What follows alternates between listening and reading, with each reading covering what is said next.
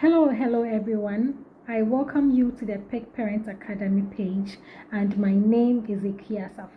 So today we are going to look at how you can raise a wholesome child. How can I do that?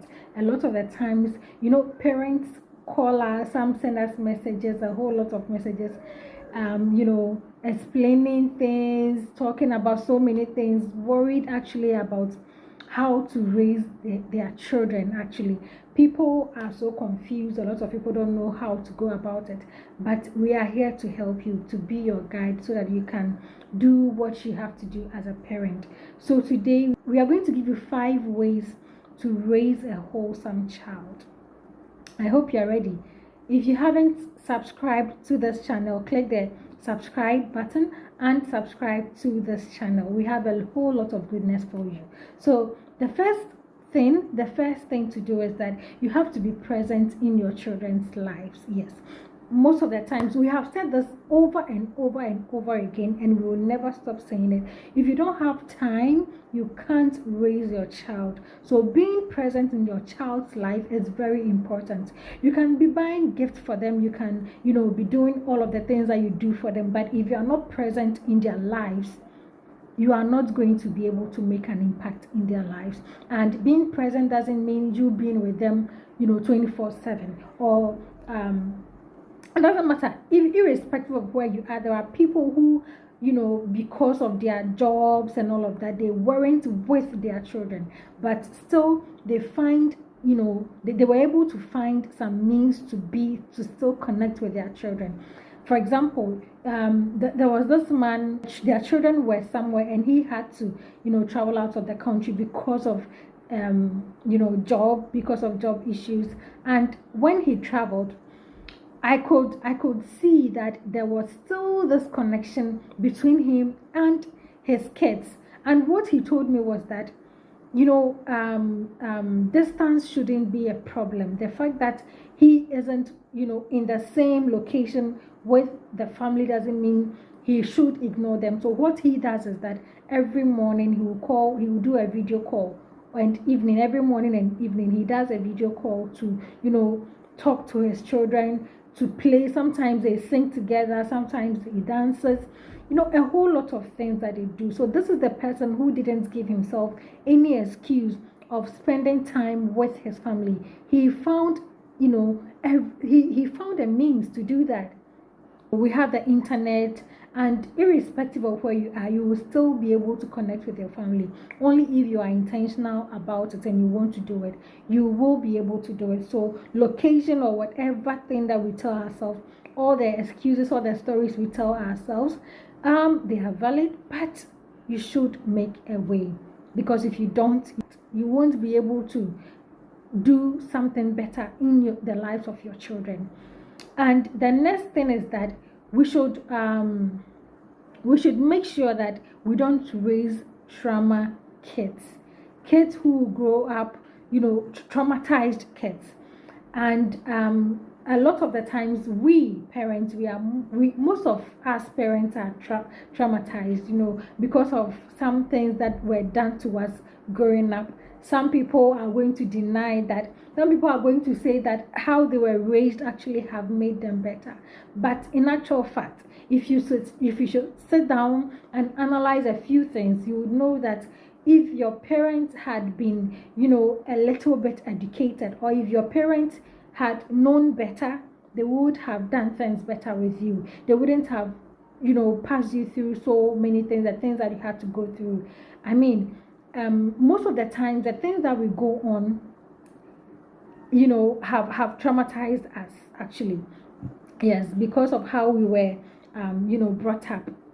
Most of us are traumatized, and we are repeating these same things that we went through that we didn't like. We are repeating them in our parenting. That is why we have to learn parenting, and you have to actually be very intentional about what you do, because if you don't take care, you are going to repeat what was done to you. The things that you didn't like, the things that you hated, you're going to do exactly the same things to your children. Yes, the reason is that, the things that you tell yourself, you don't like it because that was how you were brought up, because those were the things that has been with you since.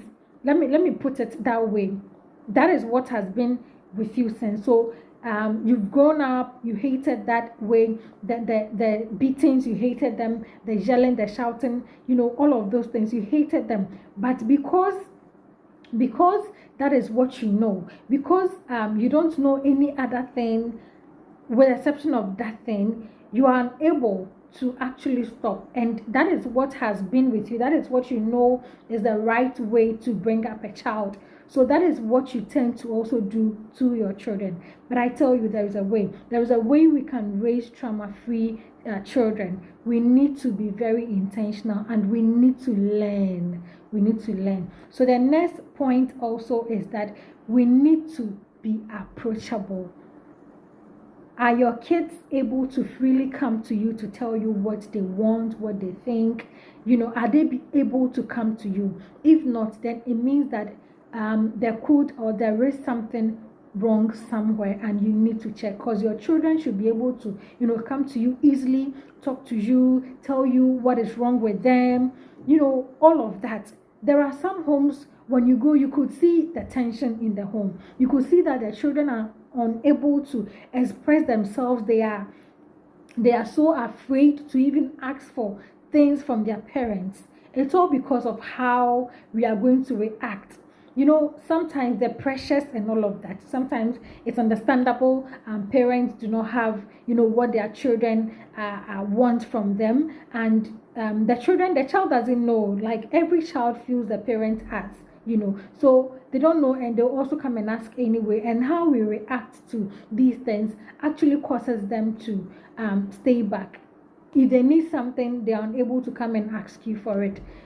There's a way to go about all of these things. If a child comes to you for something and it's not available, there's a way to tell the child in a calm way. That is why it's important to also study communication. You need to be able to know how to communicate with your child.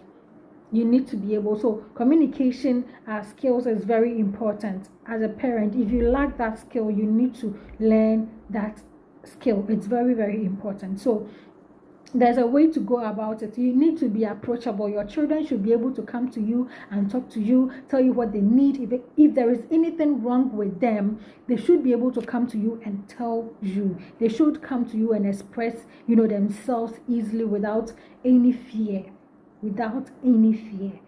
So ask yourself, are you approachable?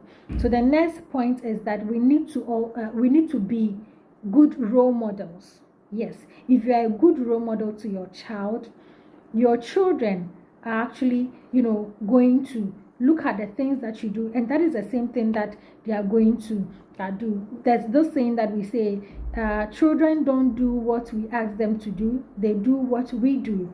So if you are telling your child not to lie, and then you are also lying, someone wants to actually see you, and then they ask your child to come and call you, and you come and you tell your child to go and tell them that you are not around. It's a lie. It's lying, and you make the child confused. What is going on?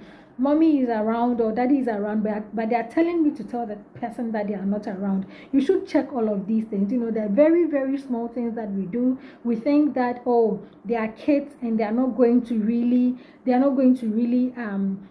not going to be a big deal. It can be a big deal. So we want to check that. It's very, very important that we check that. We need to be good role models for our children. What are we what are we doing? How are they the things that we do, our lifestyle? Is it something that you would want your child to do? So anytime you want to do something, or anytime you are going to do something, you should ask yourself, will you be proud if you see your child doing the same thing that you're doing? Will you be proud? So if you ask this question to yourself, and whatever your answer is will actually help you know what to do. You need to be able to, if your value, if as a family you have your family values, if you don't have family values, well, you want to go and then learn. We are going to bring out a guide on how you can how you can create your family values. It's going to be out, and when it's out, we'll let you know. It's actually not going to be for free. Okay, so you want to have your family values. You tell your children, you know, these are family values. So if part of your family values is let's say is integrity, and you are not, you know, you are someone who doesn't show a lot of integrity, you are someone who does the opposite of your values, I mean, you're going to create some confusion for the kids. So you need to let your A be your A. Of course, we are human. Sometimes you may err, but whenever you make a mistake or do something wrong, you should be able to actually explain to the child for them to understand. So it's important that we check all of these things. And the next thing is that we need to speak life into our children. What are you saying about your kids? Are you always insulting them? Some parents are always, you know, throwing insults. But that my mom used to say that I know I didn't need mekono. Sa I know I can't send for it to me bim. Okay, so you need to be very careful, mindful. If you're not speaking life into them, at least don't curse them. If you're not speaking life, if you're not speaking, you know, blessings into the lives of your children, don't say things that will bring them down. Keep quiet. Don't insult them. Don't make them feel inferior. Don't make them feel like don't make them feel less of themselves. You should speak life to them. God bless you, my child. You are a great man. You are a great woman. You are a king. Oh, my queen. You know, such words. You need to be always telling them, you know, how great they are, their efforts, how they are. If they do something and then they are able to succeed at it, praise their efforts. Let them know that, oh, they really what they did, like they were able to, you know, put in some efforts to achieve whatever thing that they've been able to achieve, and you so much appreciate them for that. Let them know. Speak life into them. Pray for them. I mean, bless them every day. It's important. So I said 5, but I'm actually going to give you 6. Actually, I'm going to give you 6. The last point is that we need to share our wins. Share your wins, share your failures.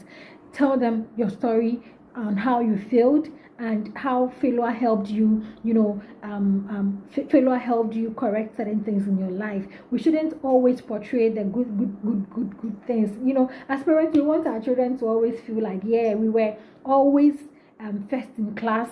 We never failed in class. I don't know who actually was second, third, or last, but we are always putting ourselves out there as first. My dad used to tell me that he was first in class, all of that. When I grew up to some stage, I knew he was lying though. When I grew up, I knew he was lying, but of course, that is what he wants, you know, he wanted me to see. He wanted me to know that he was perfect. He was always learning and all of that. So, you know, that shouldn't be the case. Let your kids know that you are human. You make mistakes, but you learn also from the mistakes that you make. All right. So I hope these points are helpful, and subscribe to the channel, share to your friends and families, and let them know that Peak Parent Academy, let them know about Peak Parent Academy, Positive Intentional Conscious Parent Academy. And so these are the points, the 6 points. We are going to continue with other points so that you know all of those. So for today, we are giving you just 6 points, and I hope you got value from this video. See you next time. Enjoy the rest of the day. Bye.